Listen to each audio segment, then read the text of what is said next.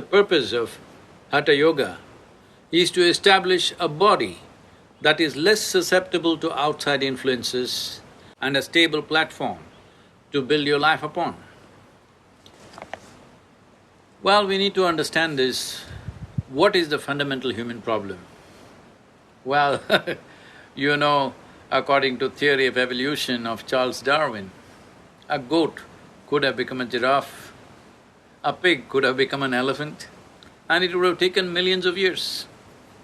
But a monkey became a human rather quickly, so quickly that anthropologists believe that there must be a missing link somewhere.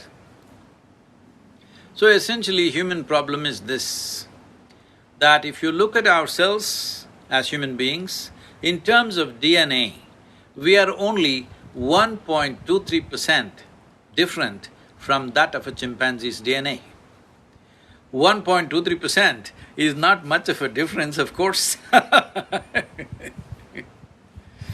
but in terms of our intelligence and awareness, we are worlds apart from a chimpanzee. So essentially, human problem is this, you have an intelligence for which you don't have a stable enough platform. So most of the time your intelligence works against you. You may call it stress, you may call it anxiety, you may call it misery, you may call it various other kinds of problems. You can give as many exotic names as you want. But essentially, you are failing or you are unable to handle your own intelligence because you don't have a stable enough platform.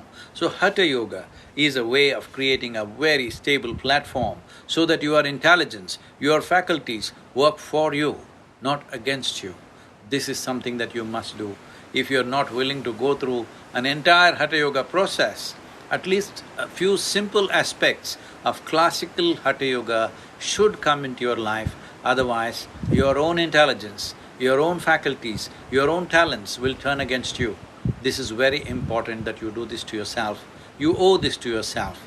As a life, you deserve this.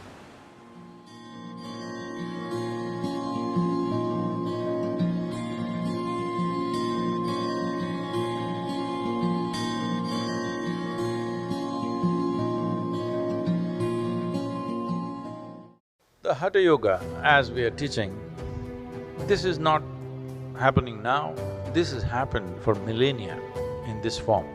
This is a lineage where nobody left a signature on the yoga.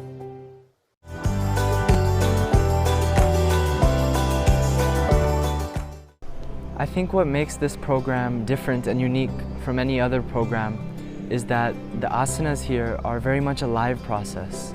It's a classical Hatha Yoga, and so I'm noticing that every day it's something that's living within you, that's something that is growing, it's something that's evolving within you.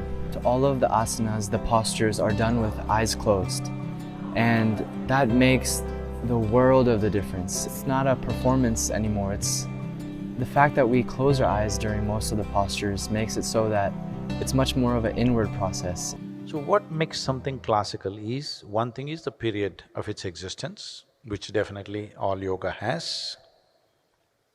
In a specific form, if it has existed for a period, and another thing for a language is that it must have a substantial body of literature. That is, it is not just people are speaking it, many people have written many things about it, explored various dimensions of life using that language. There is a substantial body of literature and it has existed for a sufficient amount of time where you really can't pin the exact date when it started.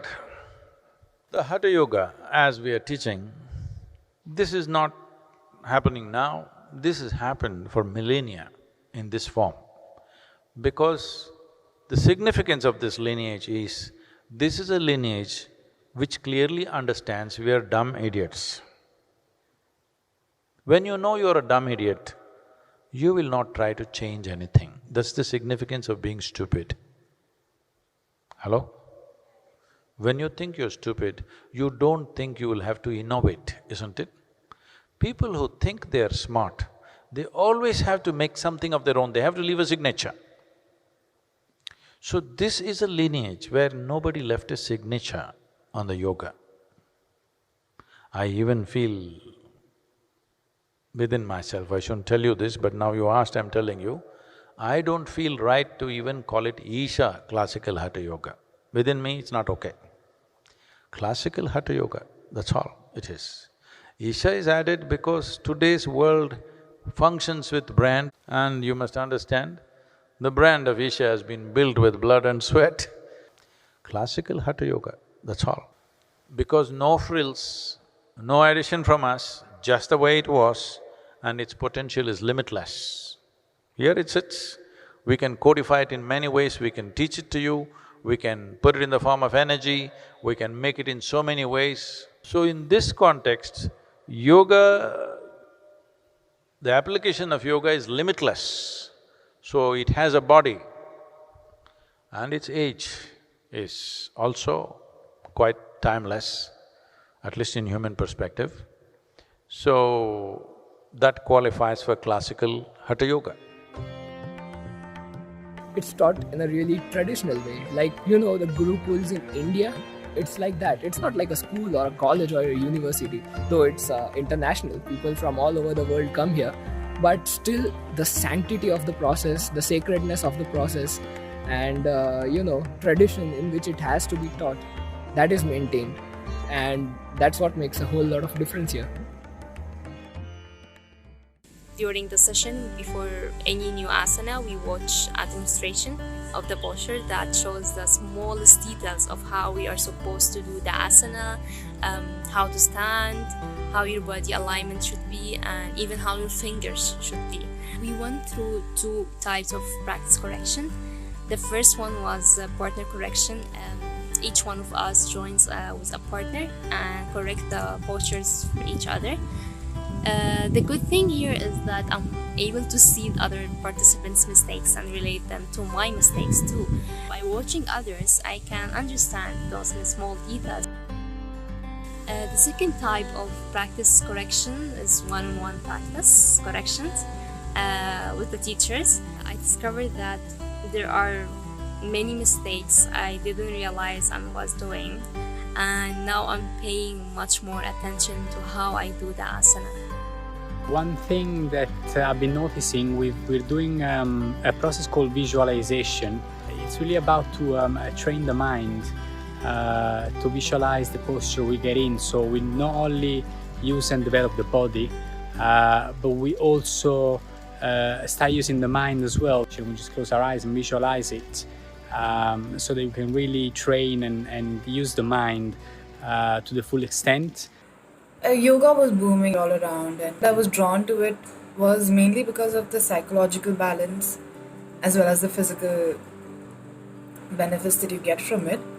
But I didn't have a proper source, so I did some YouTube yoga. It was some postures and the explanations on how to do it. It was so not working out. I used to just copy the move with music running in the background. I can't even imagine doing such a thing right now. There was no focus on the breath. So I did that for a few months, injured my right shoulder, and obviously I had to stop it. I had no idea I would be introduced to this place where they have so much depth to everything. We are asked to put focus on every single movement, coordinated with the breath. At first I was like, oh, this hurts, that hurts, my stomach hurts. Every day I actually want to do more of it so that I can break that limitation of, that resistance that I have towards sadhana.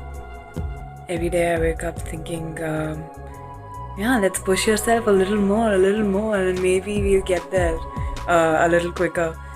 So yeah, and I can't wait to lose some more weight, man. This is like, it's dragging me down a little bit, so I'm gonna be out there, but the body is a limitation, so I'll work on it more. I'm not only learning Hatha Yoga, actually I'm learning a new way of life and learning the ideal way of becoming a Hatha Yoga teacher. And I'm also becoming more aware of unconscious patterns of my life. Everything in the program is very precise, and I'm looking forward to learn more from Isha.